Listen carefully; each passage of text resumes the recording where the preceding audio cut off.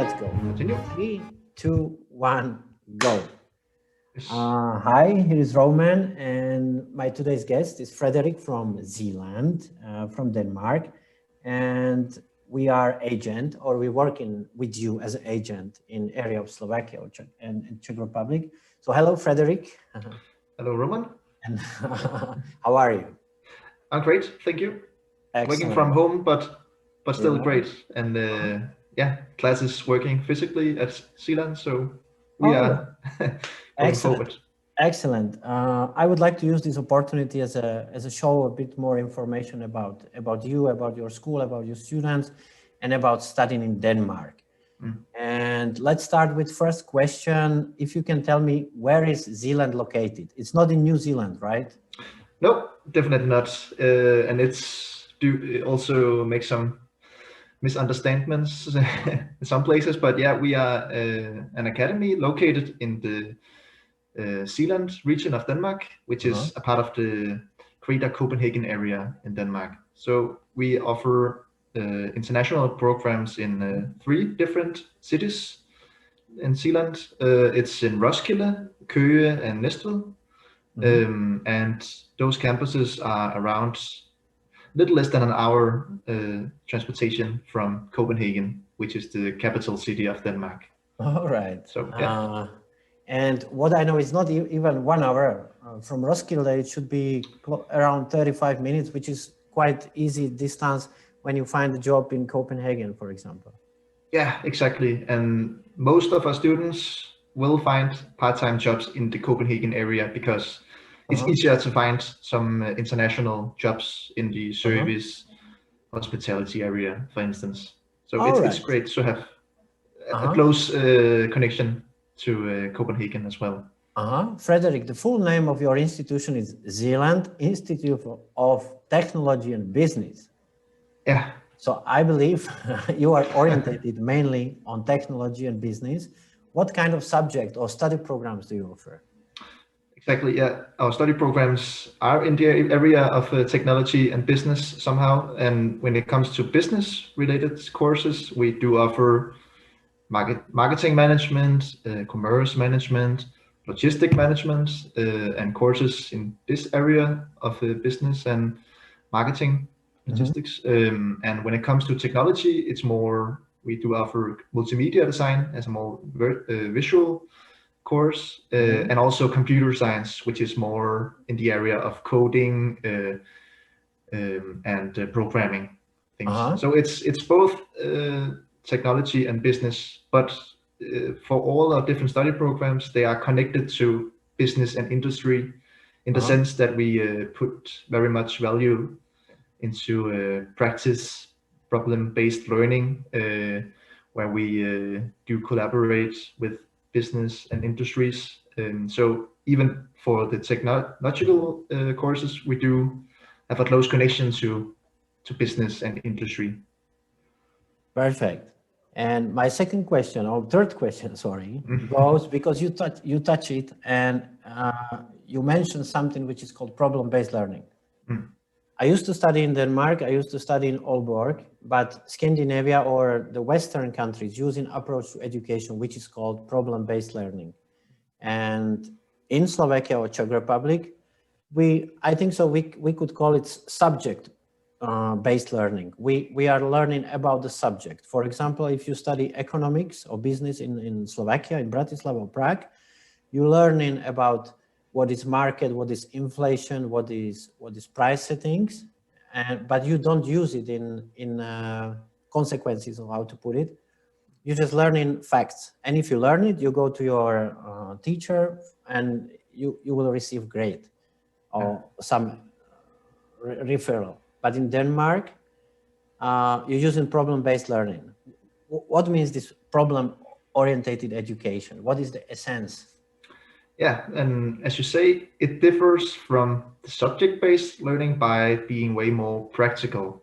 So you both have the theoretical approach to learning, and you will learn knowledge and skills in the area of your studies, but you will have to put it into practice quite immediately. So you will do project works in collaboration, for instance, with companies, dealing with their specific issues. So you will have to use your knowledge learned from Zealand in order to solve, or at least make some solutions to problems faced in different companies. So it's a combination of theory and practice. And for Zealand in specific, because we also have universities in Denmark, there are way more theoretically than we are. So the case for Zealand is that we are putting very much effort into being practical. So it is the problem-based approach from Zealand is that you have to solve issues, real issues in companies. And also, as a part of the study programs at Zealand, you will also go for an internship as well as a mandatory part of the studies. So you will not even have to use knowledge, put it into practice in classes, but also in an internship company doing your studies.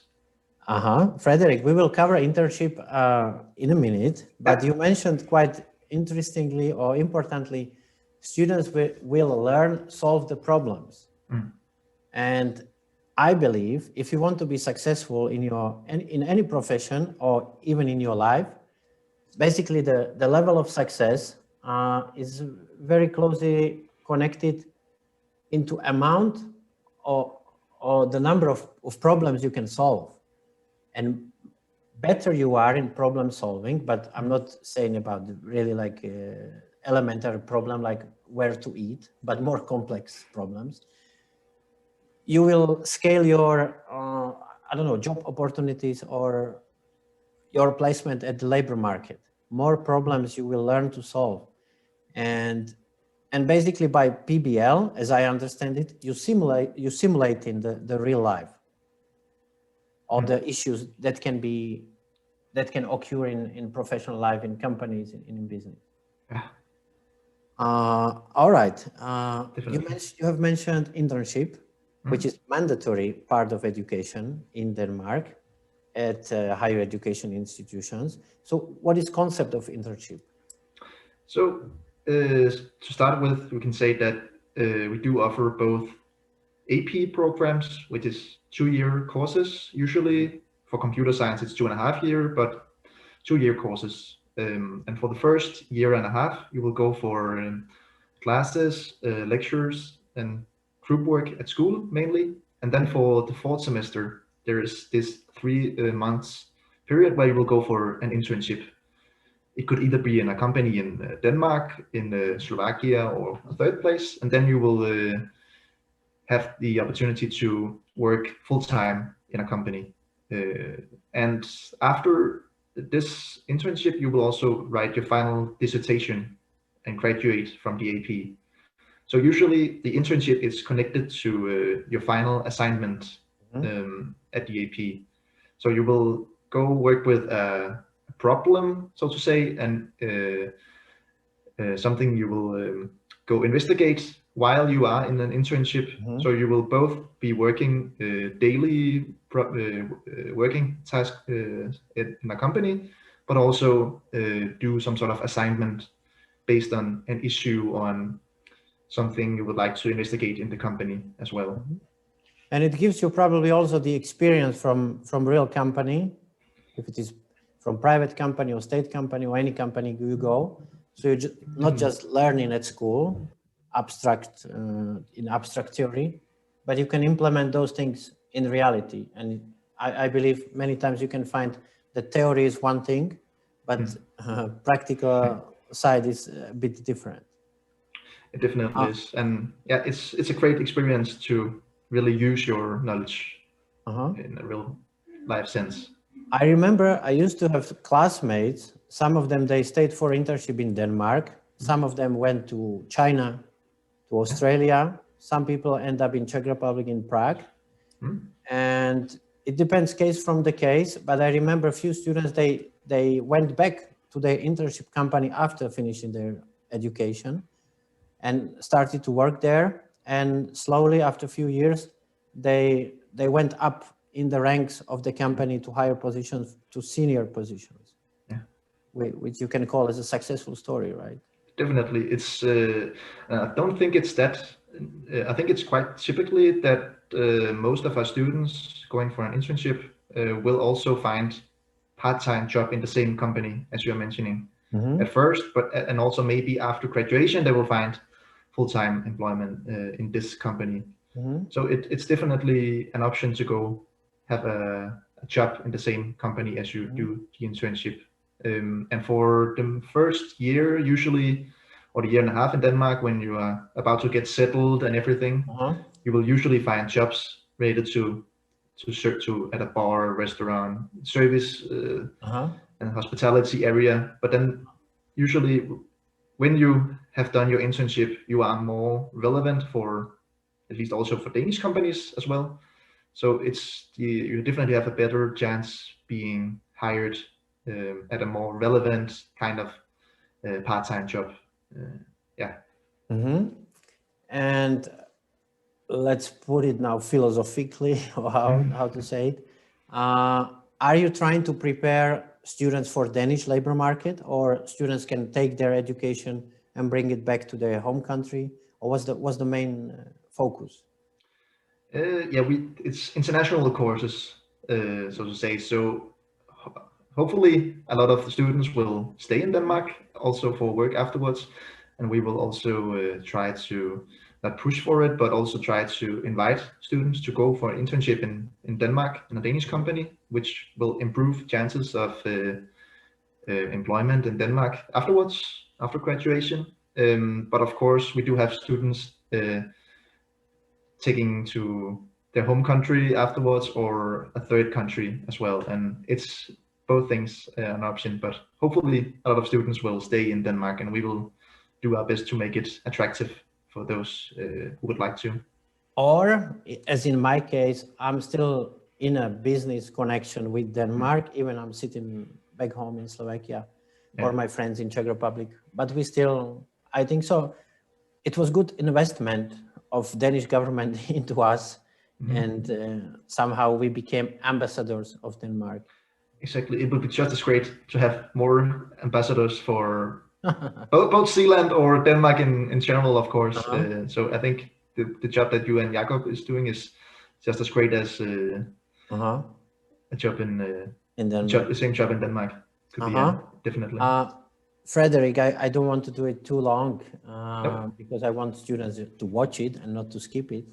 My last question, if you I know that you're working with admissions and admission of students, and what's the profile of students that you would like to see at your school?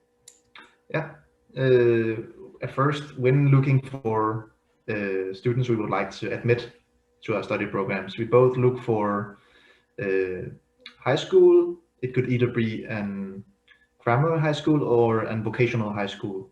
For instance, in the area of the Zealand course. For instance, if you have done some vocational school in the area of IT, then it's also a great plus for an AP in computer science.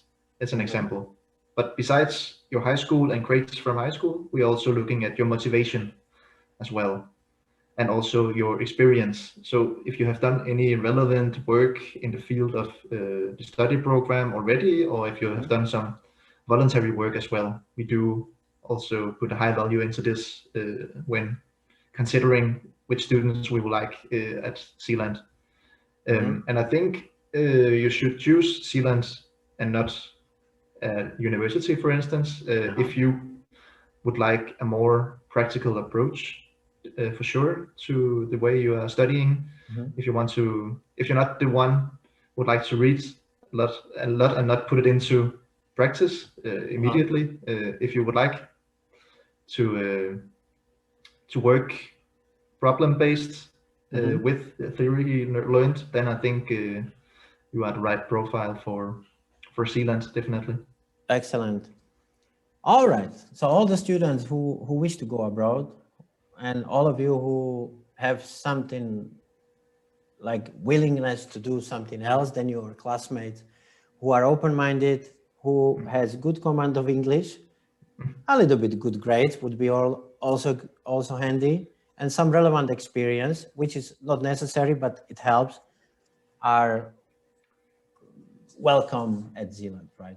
Definitely, they are highly welcomed. All right. Sure. Yeah. Excellent, Frederick. This is it. Thank you very much. Perfect. Yeah, you're welcome. And hopefully we will get you some qualified students. And my today's guest was Frederick from Zealand Institute of Technology and Business in Denmark. Thank you very much. Thank you.